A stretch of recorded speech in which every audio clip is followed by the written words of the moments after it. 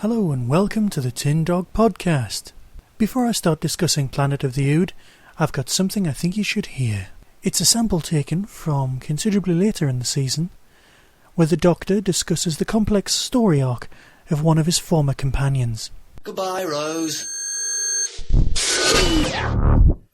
Hello, Rose. No, of course it's not. It's actually a sample taken from Big Finish's ridiculously good audio version of The Adventures of Luther Arkwright. That's by Brian Talbot, a fantastic graphic novel, and well worth tracking down, especially if you like your time travellers played by Tennant, but with a slightly more Jerry Cornelius feel. I'd also like to thank Daniel Jensen from Bluebell USA for donating to help keep the Tin Dog Podcast running. Thanks, Daniel. And finally, on with this week's episode. As usual, I'm going to take it as read that you've already seen the episode, and that way there won't be any need for any spoiler alerts. And so we return to the Ood. They weren't everybody's favourite villain, and of course the word villain really isn't applicable to the Ood at all. They're just aliens. And they do come across a little bit like Star Trek's holodeck. Just don't use them, they'll always go wrong, something will always happen and people will die. Again, as usual, that's a bit of an oversimplification of things when you look at the slightly complex storyline. Well, I say complex. What I actually mean is fairly straightforward. We always knew there'd be something completely odd about the Ood, forgive the almost pun. No race could truly have evolved if all it wanted to do was serve and had very little of its own motivation. Something else had to be at play, and in keeping with the traditions of most science fiction, the guilty party had to be the human race. In keeping with Russell T's view of a middle management Doctor Who villain, similar in many respects to the sort of villains you used to see in the Jon Pertwee period, or even in the Eccleston story, The Long Game, we have a villain who isn't truly evil, just more corrupted with spurious moral values. And at its core, that's what this story's about. It's about moral values, the sort of thing that classic Doctor Who used to do very, very well. The Green Death, with stories about the environment, and big business just stomping all over people is a prime example. And a story I would definitely recommend to any people from New Who.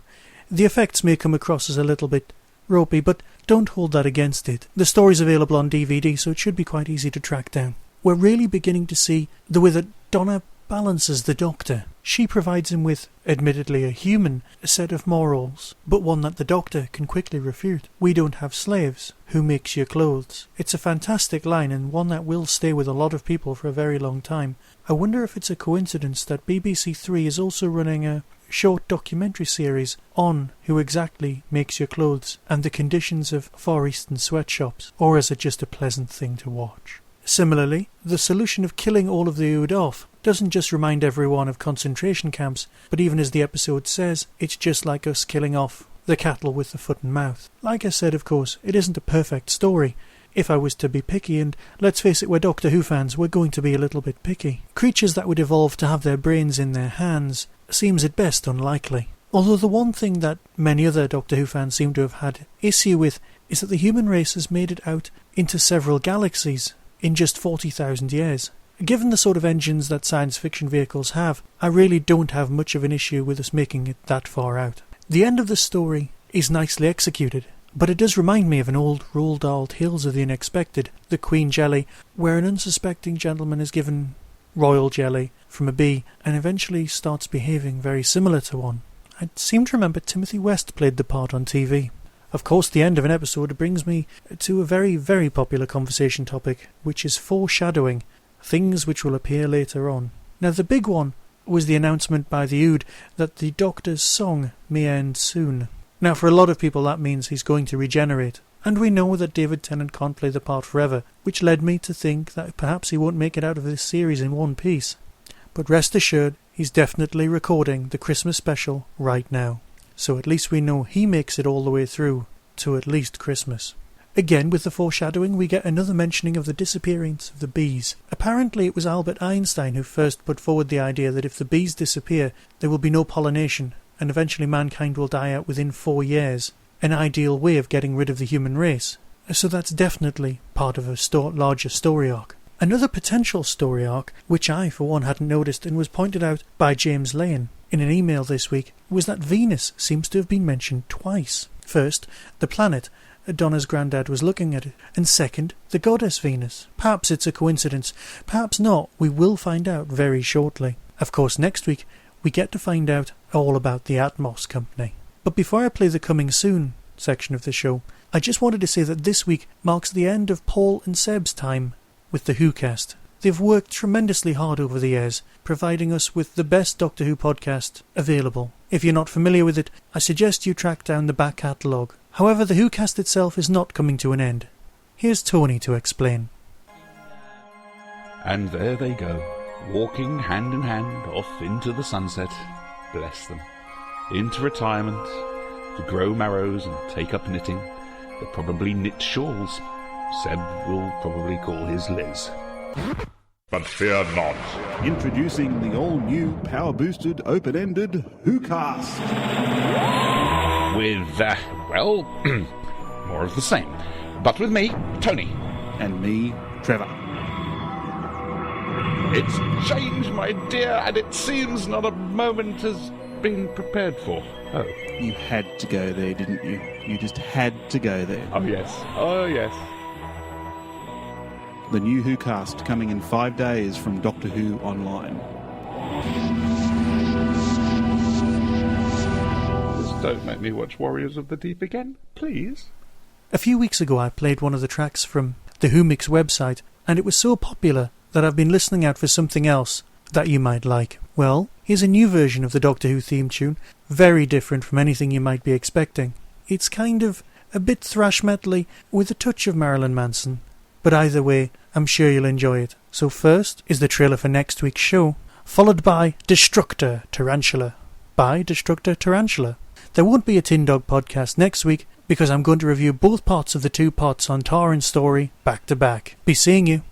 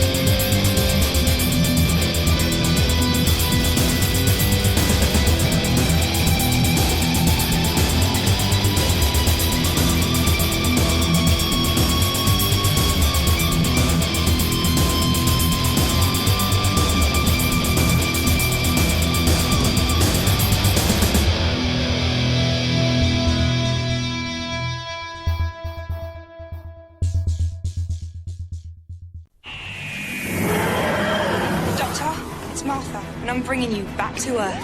10. It's just like old times. 9. Well, what are you searching for? 8. Suntaran! Launching in 7. What do I do? 6. Do not engage in battle. 5. The people are going to fight back. 4. This is our chance. 3. I told you not to launch! 2. Glorious warfare! 1. Get them out of there! Doctor Who, Saturday at 6:20 on BBC One.